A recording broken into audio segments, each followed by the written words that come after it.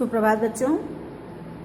आज हम लोग क्लास 3 में पार्ट 2 माता पिता की इच्छा पार्ट 2 पढ़ेंगे। माता पिता की इच्छा। देखिए,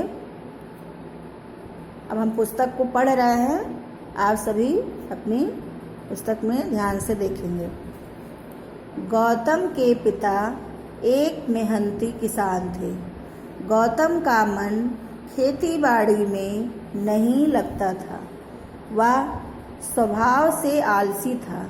खेती में वह पिता का बिल्कुल हाथ नहीं बटाता था। माता पिता उसे समझाकर थक चुके थे। एक दिन गौतम माँ से बोला, माँ, पास के गांव में मेला लगा है, 50 रुपए दे दो। माँ ने उसे समझाना चाहा, बेटा, तेरे पिताजी बूढ़े हो गए हैं, अब उनसे इतनी मेहनत नहीं होती है, घर में तंगी चल रही है, तुम अब खेती में अपने पिता की मदद किया करो। गौतम खींचकर बोला, माँ, मैं रोज रोज की नसीहत से तंग आ गया हूँ, मुझे रुपए दो। खेती बाड़ी करना मेरे बस की बात नहीं है। गौतम के पिता माँ बेटे की बात सुन रहे थे। पास आकर बोले, बेटा, तुम चाहते हो कि हम लोग रोज रोज तुम्हें काम करने के लिए ना कहें। जी पिताजी, ठीक है, तुम अगर मेरी एक इच्छा पूरी कर दो तो हम तुम्हें कभी खेती करने के लिए नहीं कहेंगे। गौतम तो रोज रोज की इस टोका टाकी से बचना चाहता था, इसलिए झट से तैयार हो गया। पिताजी बोले, बेटा, मेरी आधी से ज़्यादा ज़मीन खाली पड़ी है, तुम मेहनत और लगन से मेरे पूरे खेतों को जोत बोकर निराई गुड़ाई कर दो, फिर फसल को काट व बेचकर अनाज और पैसा घर लाओ, यही मेरी इच्छा है। गौतम ने सोचा, यह कैसी शर्त है, इसी से तो वह बचना चाहता था। आगे देखिए।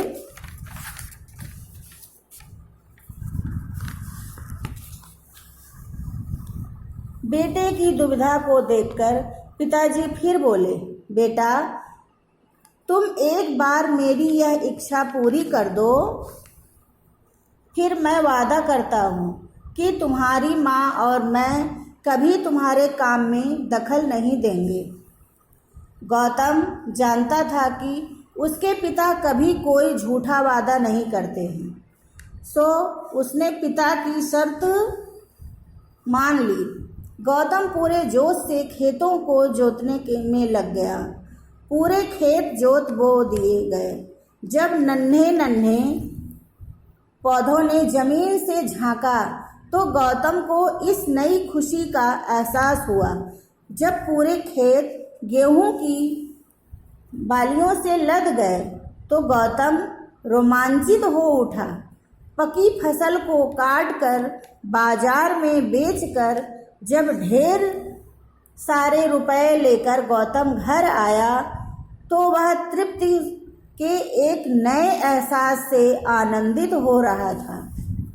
घर आकर गौतम ने माता पिता के पैर छूकर सारा पैसा पिता के हाथों में रख दिया और बोला, पिताजी, मेहनत का मूल्य आज मैंने जाना है। आज के बाद आपका बेटा कभी मेहनत से पीछे नहीं हटेगा। बेटे को उसके कर्म से मेहनत का मूल्य सिखाकर माता पिता खुशी से मुस्कुरा उठे। इसमें देखिए बच्चों, कुछ कठिन शब्द आए हैं, जैसे स्वभाव। स्वभाव का अर्थ होता है आदत। क्या होता है? आदत। हाथ बटाना। हाथ बटाना का अर्थ होता है सहायता करना। आगे देखिए, नसीहत यानी सलाह। दखल दखल देना, दखल देना यानी हस्तक्षेप करना। रोमांचित, खुश होना, आनंदित, खुश। इस प्रकार से बच्चों आप सभी इस पाठ को कई बार पढ़ेंगे। धन्यवाद।